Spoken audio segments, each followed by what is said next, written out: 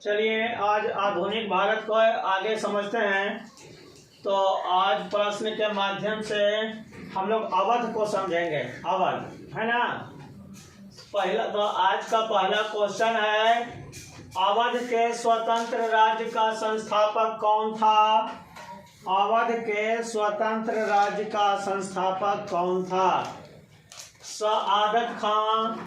A option A में है Saadat Khan, B है सफदर जंग। सफदर जंग है ना, सफदर जंग है, जंग। सी में शुजा उदौला और डी इनमें से कोई नहीं। तो अवध का संस्थापक कौन था? सआदत खान था। अवध के स्वतंत्र राज्य का संस्थापक सआदत खान था, है ना, सआदत खान। तो ये सआदत खान, देखिए सब राज्य धीरे धीरे मुगल वंश का राजा जब कमजोर हुआ तो धीरे धीरे सब राज्य क्या होता है, अलग अलग होने लगा था। बंगाल अलग हो गया, हैदराबाद अलग हो गया। इसी क्रम में अवध भी स्वतंत्र हो गया। और अवध को स्वतंत्र किसके द्वारा कराया गया था? सआदत खान के द्वारा कराया गया था। सफदर जंग कौन है? तो ये सआदत खान के बाद अवध का राजा बना था, है ना। सआदत खान का ही दामाद था।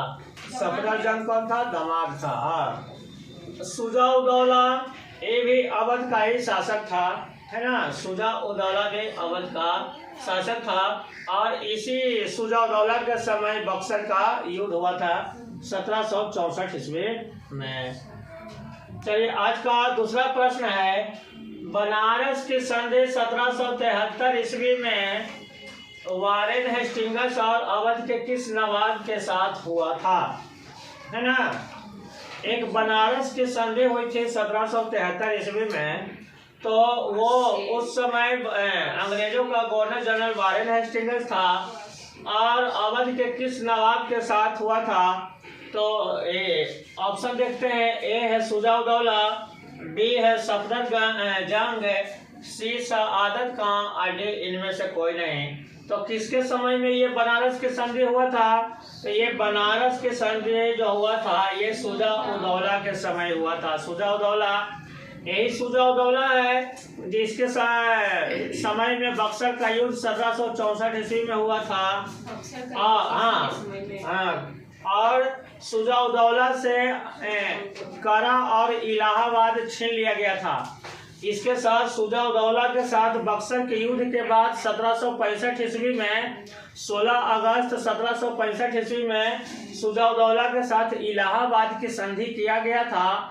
और इलाहाबाद की संधि के द्वारा इसे ये इलाहाबाद और करा का राज्य छीनकर शाह आलम को दे दिया गया था। लेकिन बनारस की संधि के द्वारा फिर से करा और इलाहाबाद मुगल सम्राट से लेकर शुजा उदौला को 50 लाख रुपया में दे दिया जाता है। देखिए इसी का क्षेत्रफल लेकर दिया था, मुगल राजा को दिया और फिर मुगल राजा से छीन कर फिर इसको दे रहा है, अब बदला में ले रहा है 50 लाख रुपया। तो सब कितना तेज था अंग्रेज सब, है ना। तो इसी का क्षेत्रफल ले भी रहा है, इसी को फिर दे रहा है। तो ये बनारस की संधि में यही हुआ था, इलाहाबाद करा लगाया गया था। चलिए आज का तीसरा क्वेश्चन है, अवध का अंतिम नवाब कौन था? अवध का अंतिम शासक कौन था? ऑप्शन है। ए है शुजा उदौला, बी है वाजिद अली शाह और सी हैदर अली खान और डी इनमें से कोई नहीं। तो अवध का अंतिम शासक कौन था? वाजिद अली शाह था। वाजिद अली शाह, है ना। ये वाजिद अली शाह बेगम हजरत महल के पति थे। वाजिद अली शाह कौन था? बेगम हजरत महल। बेगम हजरत महल लखनऊ से 1857 के क्रांति में भाग लिए थे। और इसी समय वाजिद अली शाह के समय ही अवध को कुशासन का आरोप लगाकर लॉर्ड डलहौजी के द्वारा अवध को अंग्रेजी साम्राज्य में मिला लिया गया था, है ना, मिला लिया गया था। तो अवध का अंतिम शासक वाजिद अली शाह था। लेकिन 1857 का जब विद्रोह हुआ था और बेगम हजरत महल जब विद्रोह में शामिल हुए थे तो बेगम हजरत महल अपने बेटा बिरजिस कादिर को अवध का राजा बना देता है ना। बिरजिस कादिर, वाजिद अली शाह का बेटा का नाम क्या था? बिरजिस कादिर।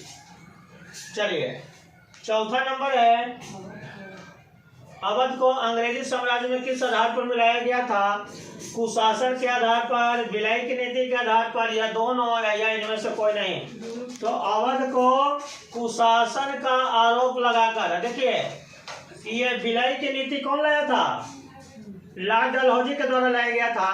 और डलहौजी एक नियम लाया था कि जिस राजा का अपना बेटा नहीं है, गोद लिया हुआ बेटा है, तो उस राज्य को, उस राजा के बाद गोद लिए हुए बेटा को उत्तराधिकारी नहीं माना जाएगा, उत्तराधिकारी नहीं माना जाएगा, और उस राज्य को अंग्रेजी साम्राज्य में मिला लिया जाएगा। लेकिन अवध का राजा वाजिद अली शाह का अपना बेटा था बिरजिस कादिर। तो अब डलहौजी देखा कि अवध को तो विलय की नीति के आधार पर नहीं मिलाया जा सकता है, तो इसको किस आधार पर मिलाया जाए? तो अंतिम में इसको कहा है कि यहाँ कुशासन है, सरकार अच्छा शासन नहीं चला रहा है, और इसके यहाँ के राजा से प्रजा काफी नाराज है, इसलिए कुशासन का आरोप लगाकर अवध को अंग्रेजी साम्राज्य में मिला लेता है ना। तो ये आज का प्रश्न था।